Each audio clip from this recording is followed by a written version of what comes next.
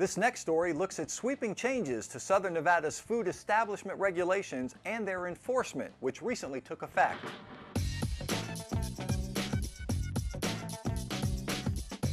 The last time Southern Nevada's food establishment regulations were reviewed was back in 1996. Brand new rules were adopted by the Board of Health this past April after more than 2 years of study.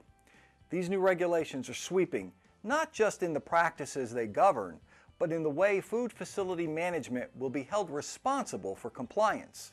What we did is, instead of building on our odor regulation this time, we went to the Federal Food Code and adopted it for us. So it's a big difference. It goes from an inspection-driven type of compliance to a management-driven type of compliance, where the people that run the food establishments need to take active managerial control of their food establishments rather than waiting for us to go in and, do a checklist. We want them to develop systems that protect public health all the time rather than just when we walk in the door.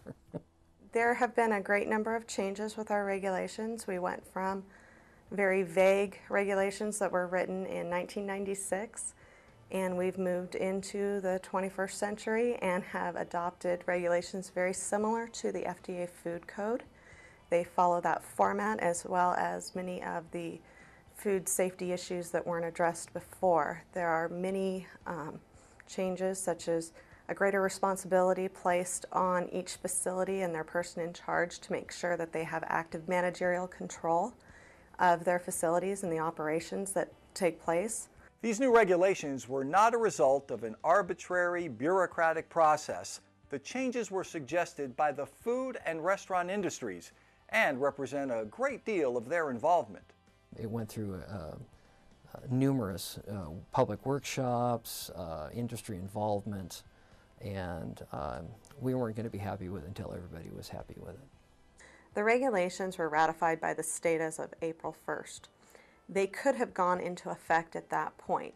It was held off because we wanted to have the opportunity to train industry and give them every tool to be successful.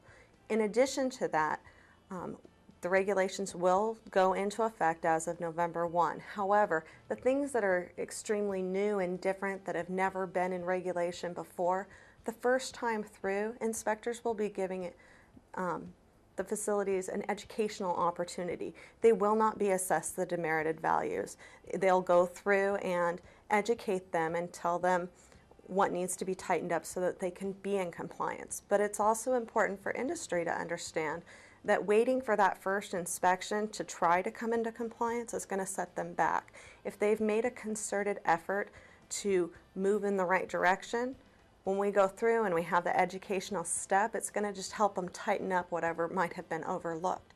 If they haven't even started the process, then they're going to be at that point when we come back for our next inspection, and those will be demerited values at that time. Jacqueline mentioned the district's efforts to train those in the industry prior to the regulations going into effect. To that end, our staff has been conducting training for our inspectors as well as for all those involved in food handling, from busboys to upper management.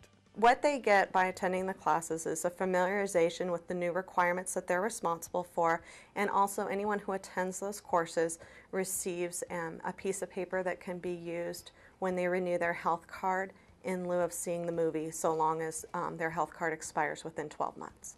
We have offered courses in Chinese, Thai, Korean, Spanish, and English.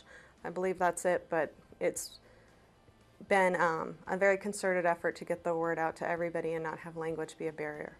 We've had classes with the food handlers, and it's mixed up with middle management, upper management.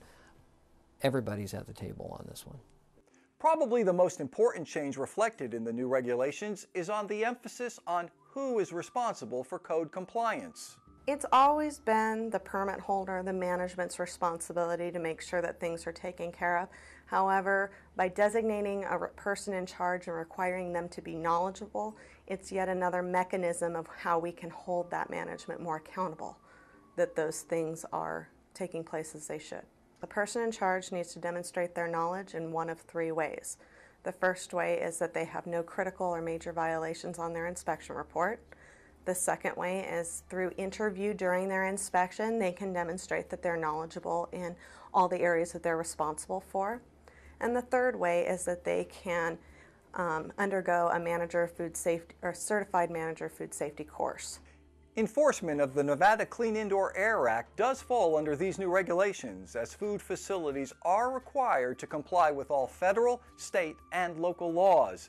But it's only one part of a much larger shift in the overall picture. The Nevada Clean Indoor Air Act will be a violation on the regular facility inspection report, so it carries a demerited weight with it, and that's a means to address those issues. So, with so many changes coming to the food regulations, what's the best thing those interested can do to familiarize themselves? Well, the first thing is if they've had the opportunity to attend one of the training courses, that's a good start. After attending the training courses, which will be online in the near future, the PowerPoint presentations as well as the voiceover with the training officers will be provided for anybody who wants to go to our website and view those trainings. After that, they really need to actually look at the regulations and go through sections that they have concerns with. The training's not going to address it all completely in depth. It's an overview. It's a 3-hour training because we went from 47 pages to 185. There's only so much that you can fit in that. It's almost overwhelming for people. But after you've had the initial training and kind of figure out what's going to apply to you, go through the regulations, look at that, and then when you still have questions, they should be contacting their inspectors. We do, and we always have, and we will continue to educate the operator. Okay, it's not a gotcha game. It's, how can we get this facility into compliance so that it's a safe operation? It's very important for industry to understand that the health inspectors, this is all new to us as well. We don't know any more than they do coming out of the gate. We have to learn it together, and we have to do our best to comply together. So when they have questions, it's not supposed to be adversarial. If something's not working, if they're not sure that something's right, they need to call their inspector.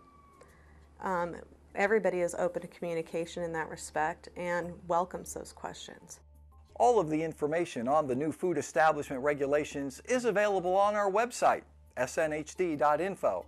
And rest assured, as consumers, while this new enforcement process will be a learning one for both the operators and our inspectors, absolutely none of the safety inspections you've come to rely on at your favorite eatery will be compromised during the transition. If anything, your health will only become better protected as we go along.